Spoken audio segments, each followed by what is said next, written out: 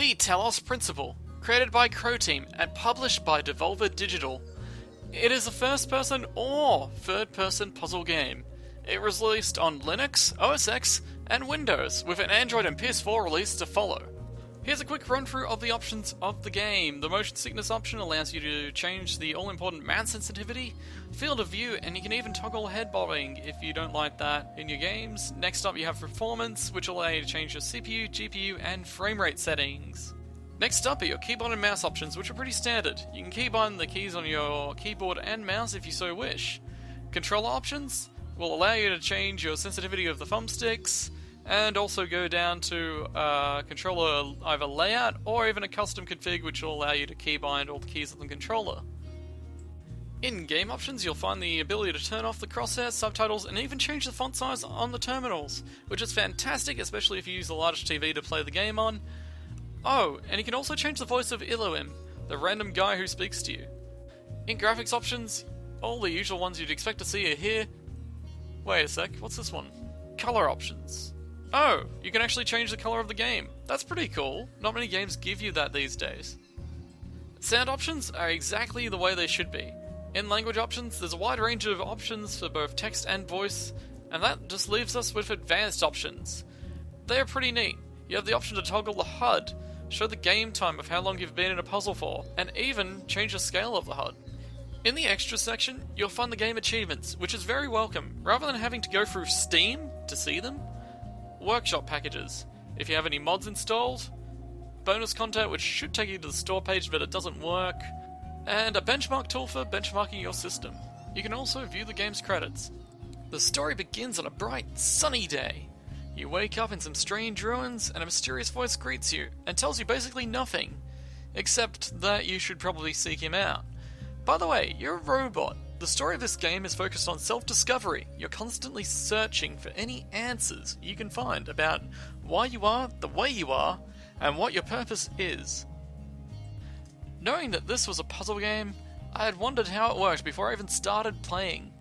Would there be one large area in which I was to solve puzzles in order to figure out why I was built? I soon found out, after a few quick and simple puzzles, that there were in fact many areas to explore, each with their own puzzles, gradually getting harder in difficulty as they progressed, and I was also slowly learning about my purpose along the way. I found a lot of satisfaction was to be gained by completing the puzzles, and the gradual difficulty and mix of them was welcoming at first glance. This game has a very strong philosophical focus, which tends to lead to a bit of reading of discussions, ideas, and even questions the player about their beliefs. The Talos Principle is a single-player experience, however, there are some cooperative kind of aspects to it concerning QR codes you find scattered around the maps. QR codes have some interesting insights as to who has been there before, and sometimes they might even teach you something new. Also, for curiosity's sake, I did use a QR code scanner app on my phone to see if they read the same as they do in the game, and the results? They're exactly the same. I don't know what I was expecting. If you find a paint can on the ground, you can use it to put a predetermined message up on the wall for yourself and your friends on Steam to see.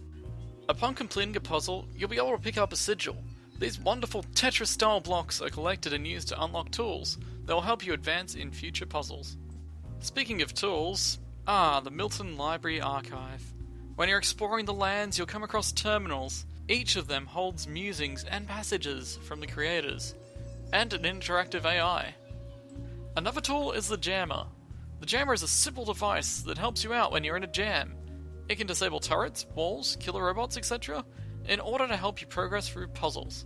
And the last tool I'll cover in this review is the Connector. The Connector, unlike the Jammer, requires a power source to work, and work it does. Once powered, you can tell it to connect to sockets on walls, which will open gates for you. You can also connect the connectors together to form a greater, more intricate connection. There are many more tools that you'll unlock through your philosophical puzzle journey, but they are pretty awesome and I don't want to spoil too much. Performance-wise, I have no complaints. The game has run extremely well and stayed at a smooth frame rate the entire time I've been playing. I've added the system requirements to the description for your convenience, which brings me to the conclusion.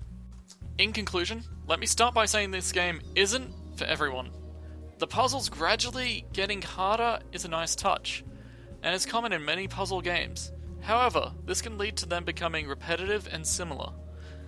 The people at Croteam countered this by adding in other tools, some of which can be comboed together to solve a puzzle.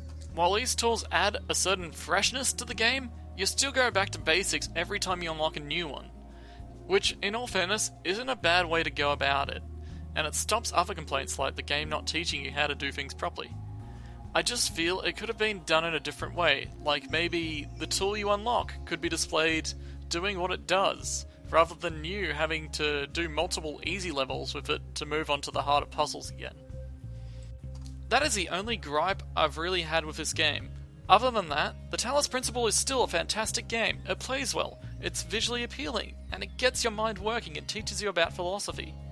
Sure, it has less humour than games like Portal, but I really feel the creators wanted to get your mind thinking differently, questioning your ideals, and how you go about things. Sometimes the answer to the puzzle is right in front of you. All you have to do is think outside the box, and that can be applied to life in so many different ways. I wouldn't say that I personally would call this a game I could sit down and play all day, but the occasional hour here and there works for me. And there is always that satisfying, rewarding feeling you get when you figure out a puzzle that's been leaving you scratching your head for ages. Thank you for watching my review. If you liked it, leave a like. And if you wish to subscribe, that would be awesome. I'm going to aim to get reviews out on a bi-weekly basis, so stay tuned. Why not check out one of my other reviews by clicking here or here.